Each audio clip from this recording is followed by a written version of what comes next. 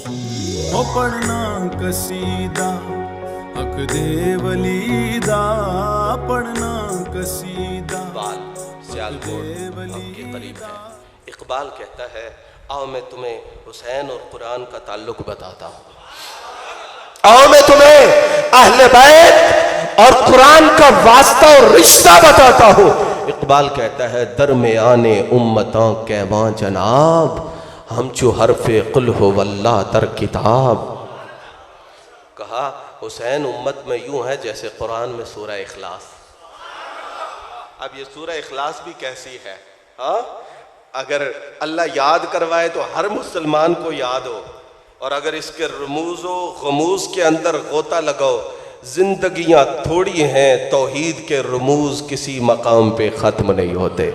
کہا حسین کے یہ دو پہلو ہیں، اگر حسین کے ظاہر کو دیکھو گے تو تمہیں پتہ چلے گا کہ دین کی سربلندی کے لیے سب کچھ لٹانا، قربان کرنا یہ رسول کے گھر کی شان ہے، اور اگر حسین کی گہرائی میں جانے کی کوشش کرو گے، زمانے تھوڑے ہیں، 14 صدیاں گزر گئی ہیں، لوگ حسین کو پڑھ رہے ہیں، پڑھا رہے ہیں، سمجھ رہے ہیں، سمجھا رہے ہیں، مگر اب بھی حسین کی شان کے رموز کھل رہے ہیں۔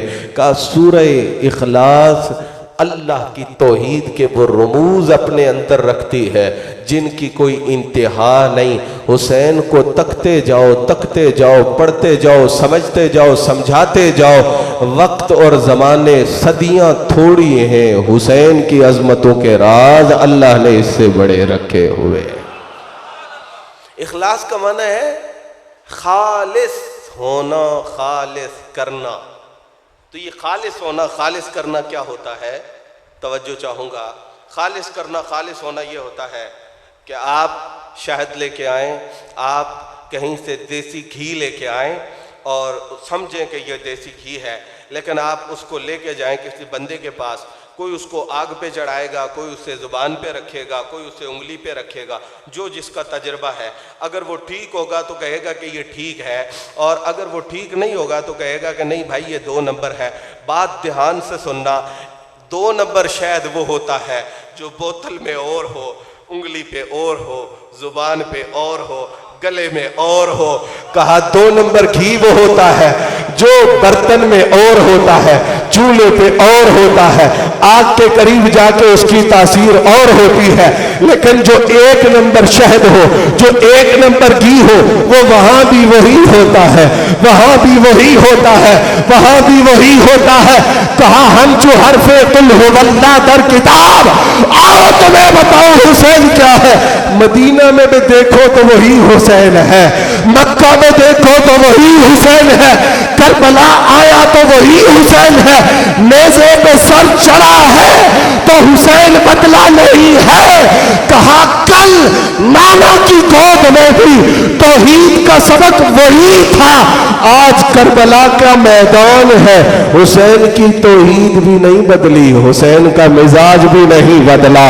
سورہ اخلاص تمہیں خالص توحید کا سبق پڑھاتی ہے، اور مصطفیٰ کی آنکھوں کا نور، دل کا چین حسین تمہیں اخلاص کی وہ منزل بتاتا ہے۔ اگر توحید کا راز چاہیے تو حسین کو اپنا امام بنانا ہوگا، حسین کو اپنا پیشوا بنانا ہوگا، حسین کو اپنا آقا سمجھنا ہوگا۔ غریب نواز نے کہا شاہ است حسین، میں صرف 1-2 اشارے دوں گا، لمبی بات نہیں کروں گا اس شعر کے حوالے سے۔ کہا شاہ است حسین بادشاہ، یہ بالکل کلیئر کریں اس بات کو ہمیشہ کے لیے، یہ ایسی باتیں جو شکوک اور شبہات ڈالتی ہیں ذہنوں میں، ان پر کبھی توجہ نہ دیں۔ امام علی مقام چلے تو قدم قدم پہ رب کے قرآن کی رہنمائی تھی، نانا جان کی رہنمائی تھی۔ ایسے تھا ویسے تھا، پتہ نہیں معلوم تھا، پتہ نہیں معلوم نہیں تھا۔ اور جو لوگ یہ کہتے ہیں نا کہ بھئی جو فیصلہ حسین نے کیا وہ سب نے نہیں کیا، تو کیوں؟ بھائی ہم عام لوگ ہیں، ہماری ذمہ داری اور ہے۔ جو ممبر پہ بیٹھتا ہے اس کی ذمہ داری، جو امیر المومنین ہے اس کی ذمہ داری اور ہے۔ یہ کام بھی حسین کا تھا، یہ مقام بھی حسین کا تھا۔ خیال شریف میں آ رہی ہے بات؟ یہ مقام بھی حسین کا تھا، یہ کام بھی حسین کا تھا، لیکن میں نے وہ جو بات کی ہے کہ قدم قدم پہ رہنمائی ہے۔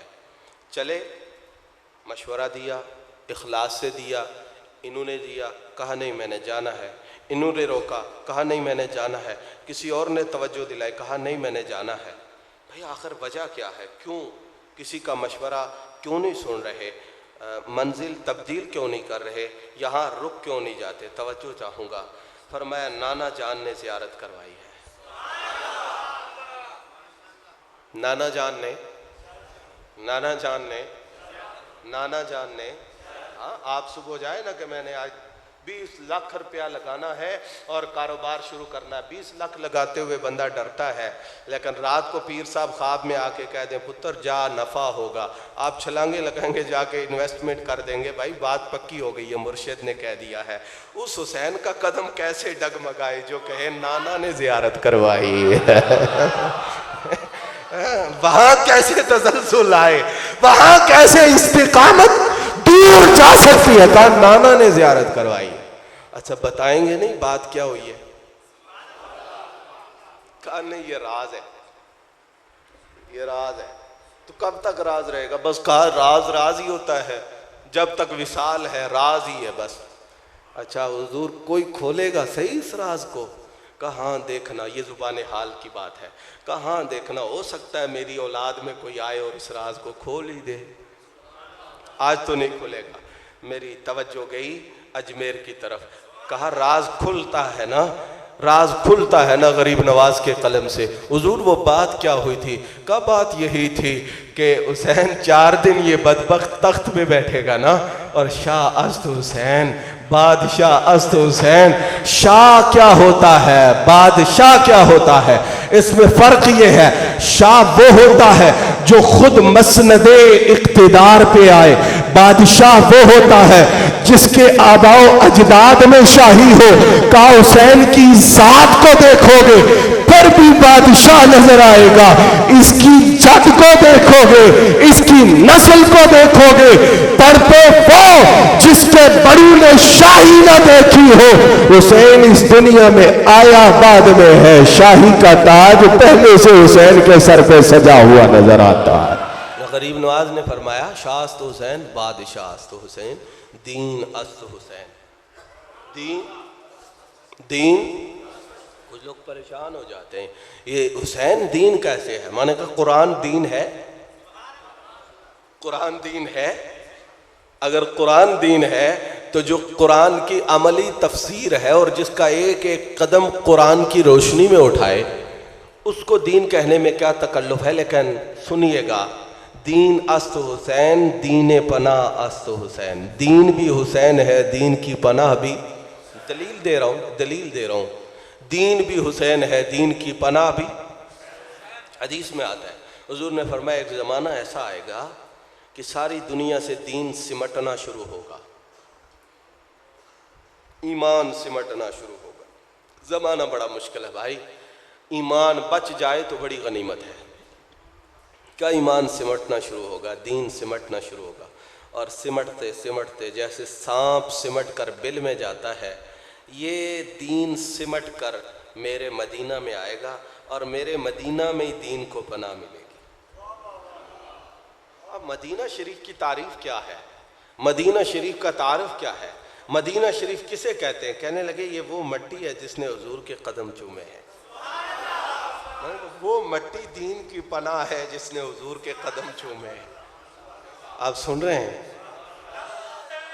تھکے نہ ہوں تو کہہ دیجئے سبحان اللہ۔